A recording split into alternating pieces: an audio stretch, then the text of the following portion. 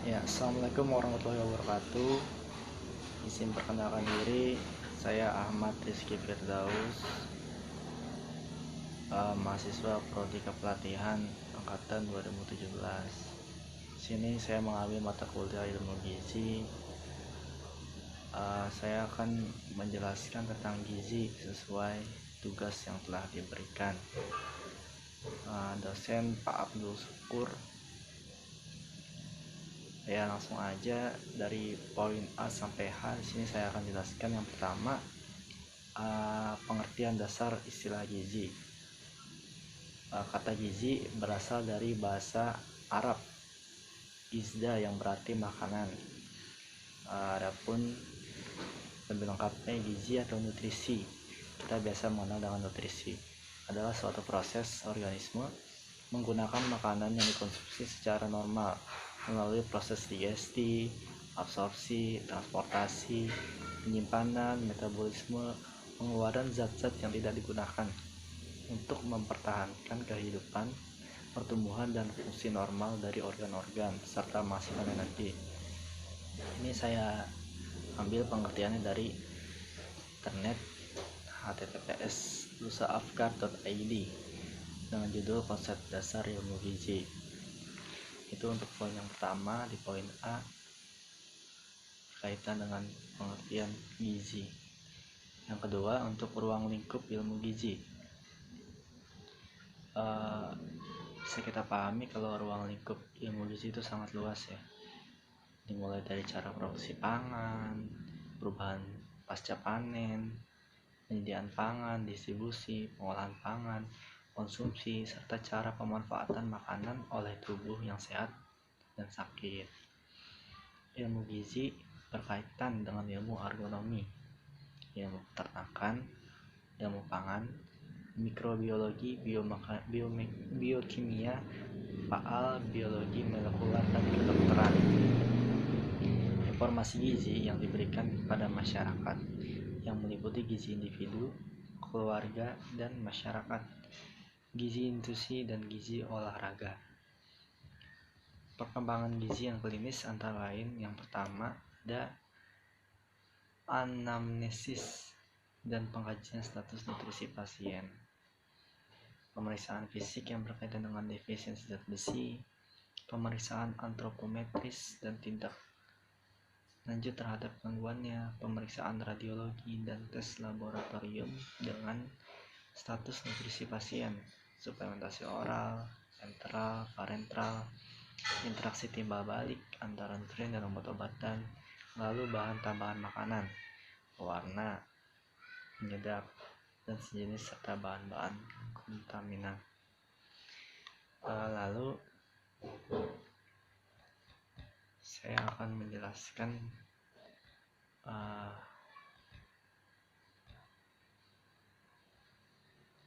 yaitu saya dapat dari Nusafkar juga, berdasar ilmu gizi.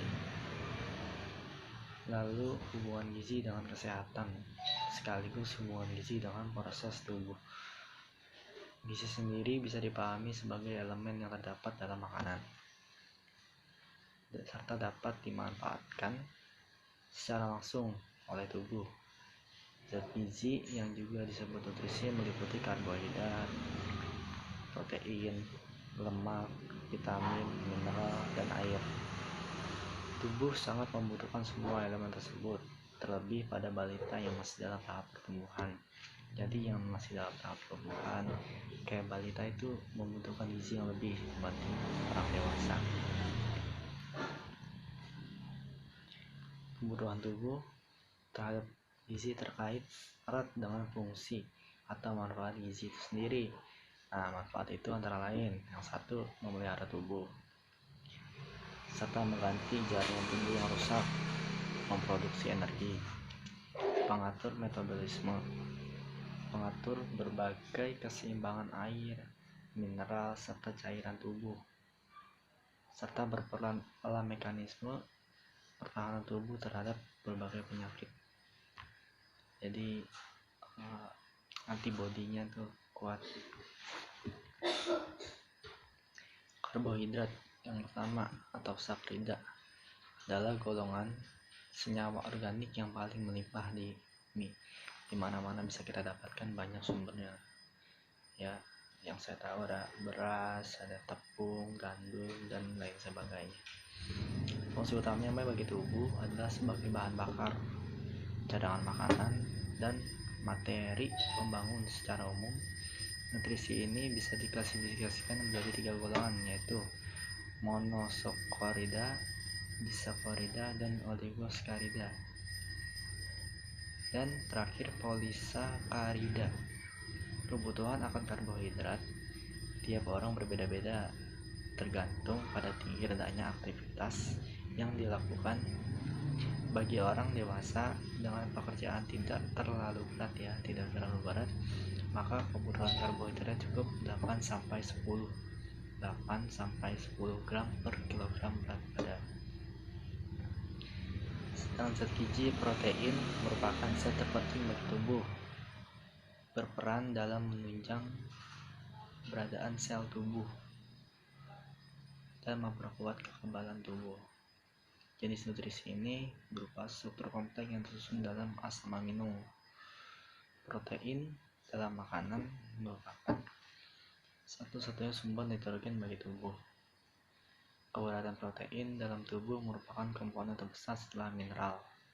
Jumlah protein adalah salah 1/6 dari tubuh dan tersebar di dalam otot, tulang, kulit, serta berbagai cairan tubuh manusia. Pun begitu, kebanyakan manusia kurang mengonsumsi protein. Padahal idealnya tiap orang disarankan mengonsumsi 8 gram protein per kilogram berat badan.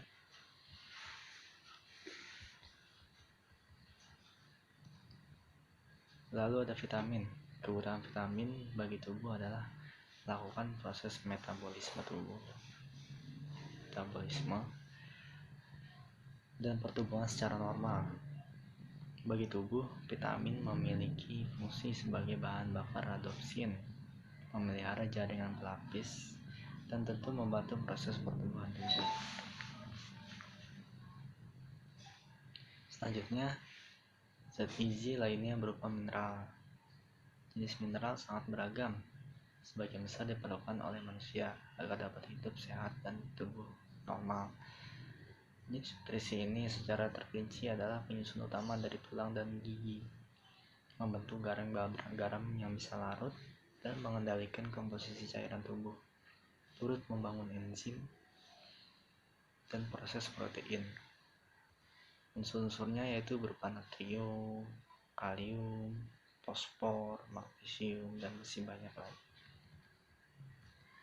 Itu saya dapat di buku judulnya Pengantar Ilmu Gizi dan Diet oleh Sitiatia Riza Maputra, ya, penerbit Demedika, cetakan 1 Oktober 2013. Perkembangan ilmu gizi, yang poin E, berdiri tahun 1926 oleh Mary Schwartz saat dikukuhkan sebagai profesor ilmu gizi di Universitas Columbia, New York, Amerika Serikat. Pada zaman purba, makanan penting untuk kelangsungan hidup. Pada zaman Yunani tahun 400 sebelum Masehi ada teori Hippocrates. Nah, perlu dipahami nih, teori Hippocrates yang menyatakan bahwa makanan sebagai panas yang dibutuhkan manusia. Artinya, manusia butuh makan. Beberapa penelitian yang menegaskan bahwa ilmu gizi sejak dulu, antara lain: pertama, penelitian tentang pernapasan dan kalorimetri dipelajari oleh Anthony Lavoisier.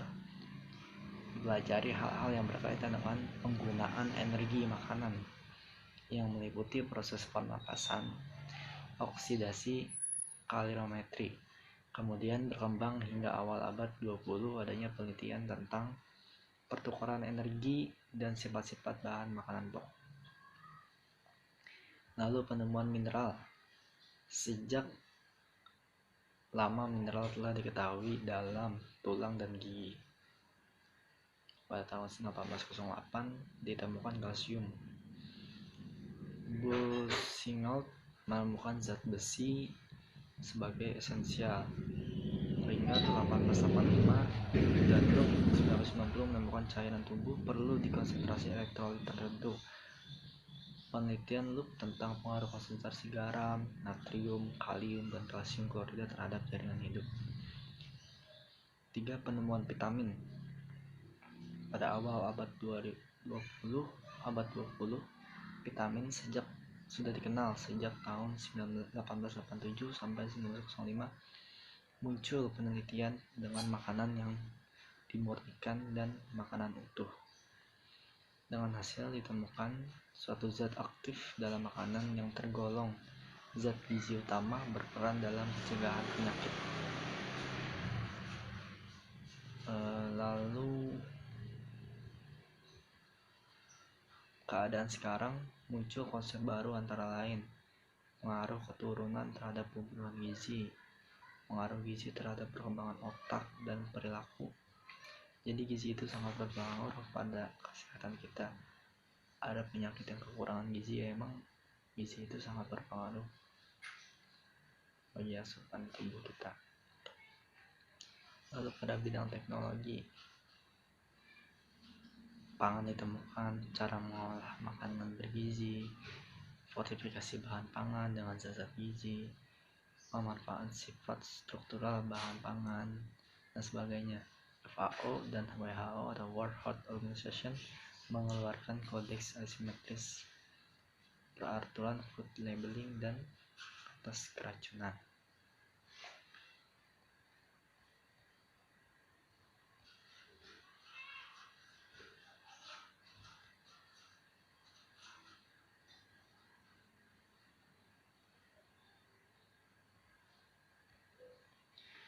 Lalu poin F,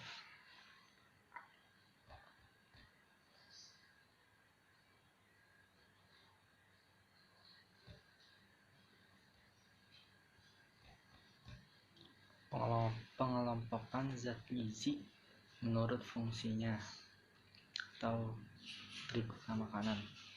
Yang pertama ada pemberi energi, kedua pertumbuhan dan pengaturan jaringan, dan yang ketiga pengaruh proses tubuh.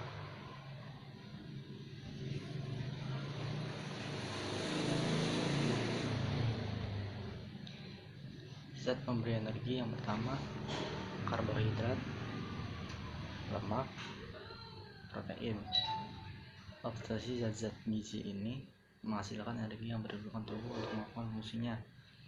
Dalam fungsi sebagai zat pemberi energi, ketiga zat gizi ini dinamakan zat pembakar.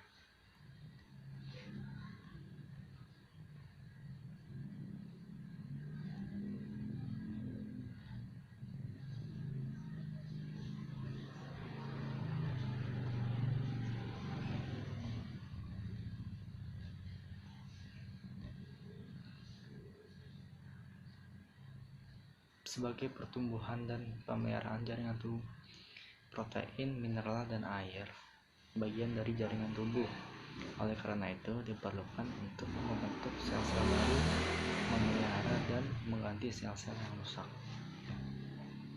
Dalam fungsi ketiga zat gizi ini dinamakan zat pembangun. Lemak, protein, air, mineral, zat pembangun.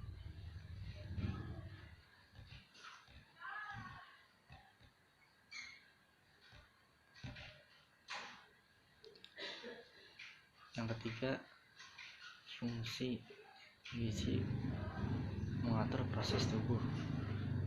Mengatur proses tubuh dibagi jadi vitamin, mineral, dan air.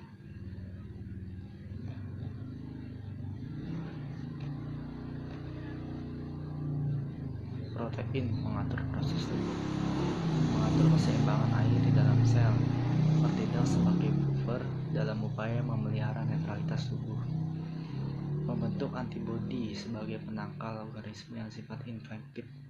Infektif itu berarti membuat kayak semacam virus dan bahan-bahan asing yang dapat masuk ke dalam tubuh. Jadi menangkal kita supaya kuat. Ya, kurang lebih seperti itu. Lalu mineral dan vitamin, mengatur proses tubuh, mengatur dalam proses-proses oksidasi, fungsi normal syaraf, otot, serta banyak proses lain yang terjadi di dalam tubuh termasuk proses menua.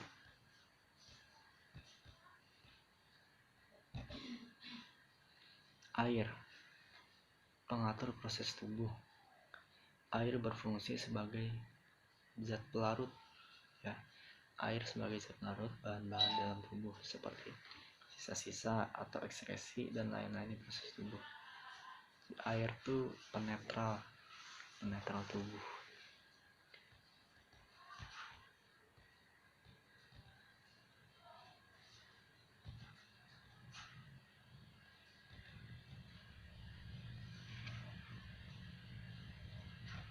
Lalu pengelompokan zat gizi menurut kebutuhan.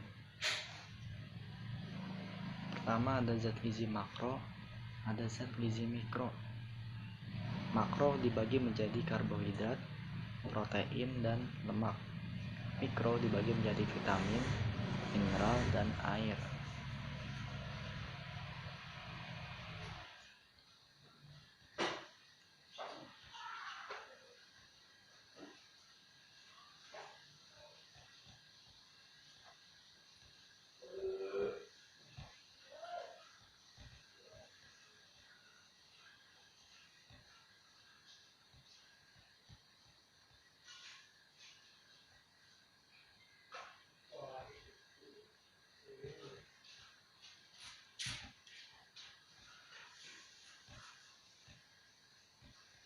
Lalu yang terakhir, poin H, tentang pesan dasar gizi seimbang.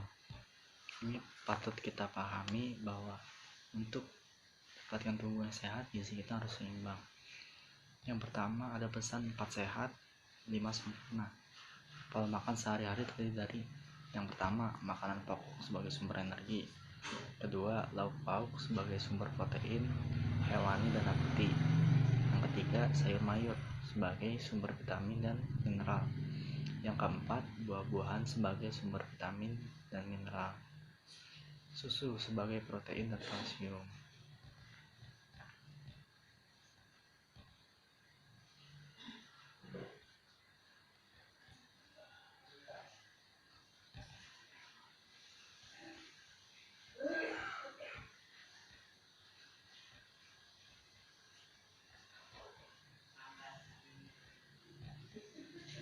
Lalu yang terakhir, 13 pesan pedoman umum gizi yang seimbang. Yang pertama, makanlah aneka ragam makanan. Tiada ada satupun jenis makanan yang mengandung semua zat gizi yang mampu membuat seseorang untuk hidup sehat, tumbuh kembang, dan produktif. Dengan makan beraneka ragam, berarti kekurangan zat gizi dari suatu makanan dapat dilengkapi oleh zat gizi dari makanan lain.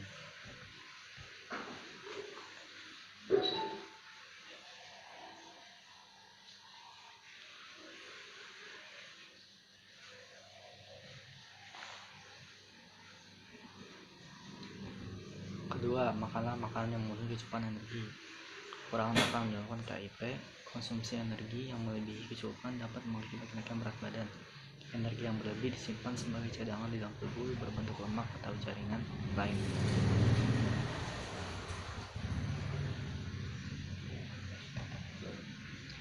Ketiga, makan sumber karbohidrat setengah kebutuhan energi. Energi diperoleh dari 3 zat gizi makro: karbohidrat, protein, lemak. Karbohidrat menyumbang 50-60% energi.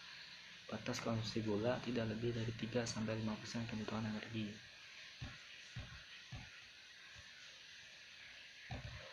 Keempat, batasi konsumsi lemak dan minyak sampai 1/4 dari kecukupan energi. Konsumsi lemak yang harus dibatasi yaitu lemak yang berasal dari lemak jenuh yang membahayakan kesehatan seperti mentega dan daging berlemak. Kedua, penimbunan lemak di dalam tubuh dapat menyebabkan penyumbatan pembuluh darah yang kemudian mengarah pada kejadian jantung koroner.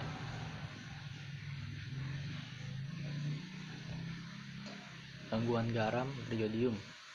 Gunakan garam iodium. Yang kelima, digunakan untuk pertumbuhan dan perkembangan otak melalui fungsi hormon tiroid.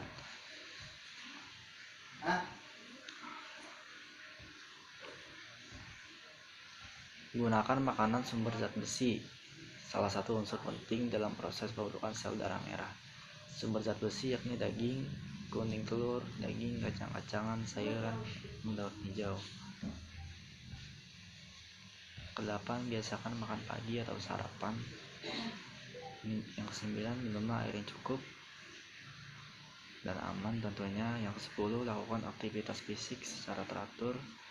Ke-11, hindari minuman beralkohol. Yang ke-12, makanlah makanan yang aman bagi kesehatan. Yang ke-13, ini yang penting, bacalah label pada makanan yang dikemas, kayak misalnya produksinya, expirednya itu kadang-kadang kita kurang perhatikan, ada yang keracunan gara-gara itu harus kita perhatikan.